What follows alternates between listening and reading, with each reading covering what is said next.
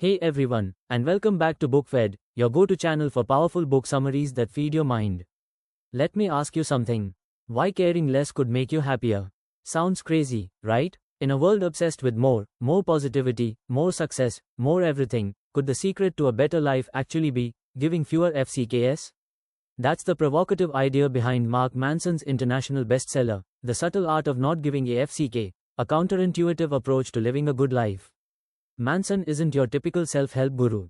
He's blunt, funny, and refreshingly honest about the messy reality of being human.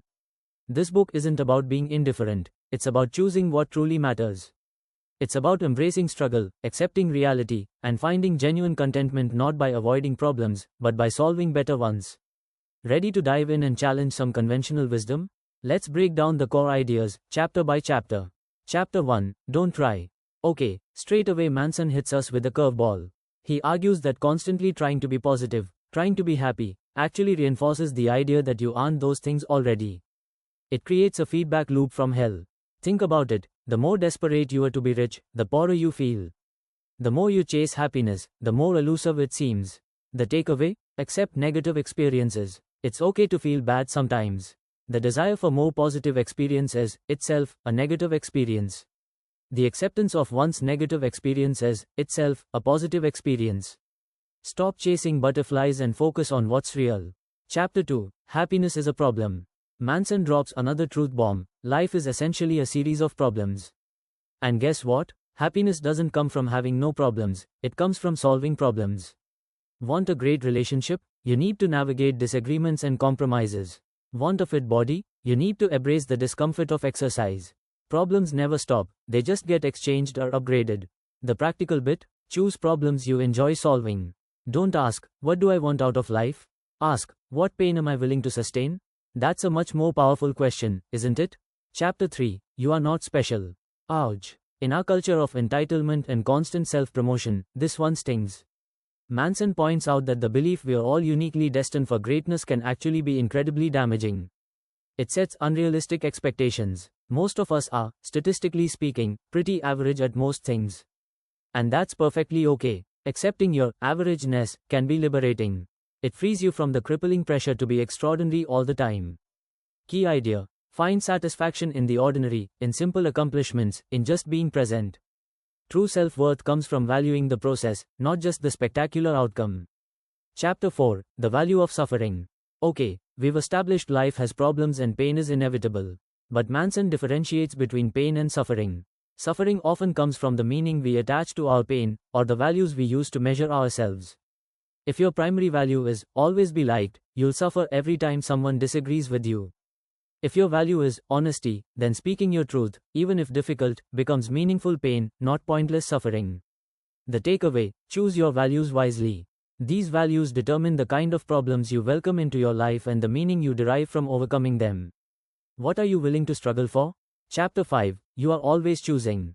This is all about responsibility. Manson argues that even in situations we didn't cause, we are always responsible for how we interpret and respond to them.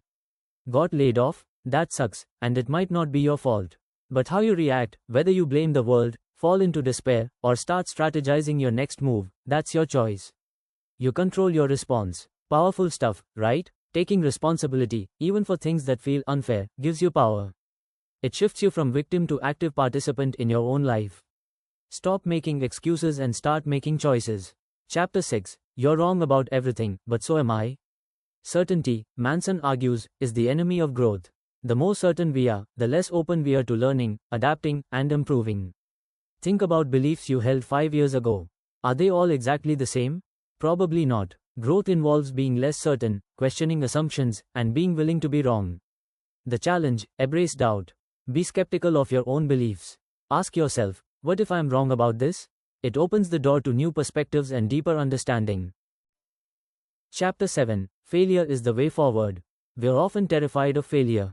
But Manson reframes it. Failure is just data.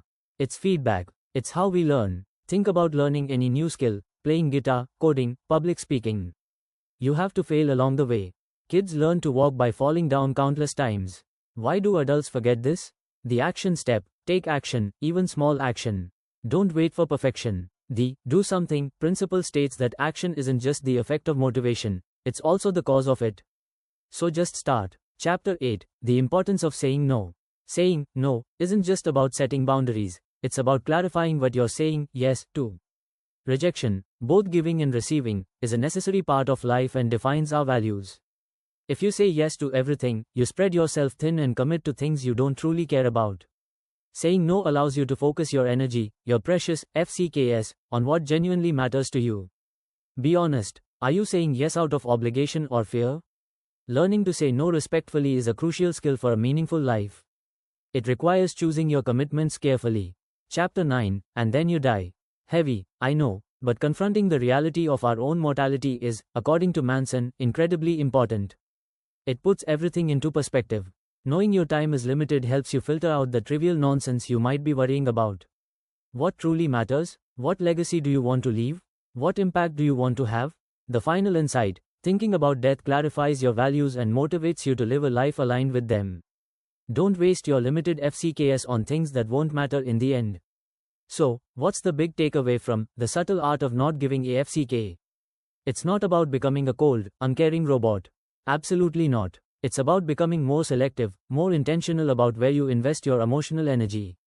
It's about choosing your struggles, taking responsibility for your responses, embracing reality, warts and all, and finding deeper, more authentic meaning because of life's challenges, not in spite of them. Stop chasing fleeting highs and manufactured positivity. Choose your values carefully, accept that problems are part of the deal, learn from your failures, and focus your precious attention on what truly matters to you. That's the path to a genuinely good life. This book is a wake-up call. It's permission to stop trying so hard to be perfect and start living a life that feels real and meaningful, even when it's difficult.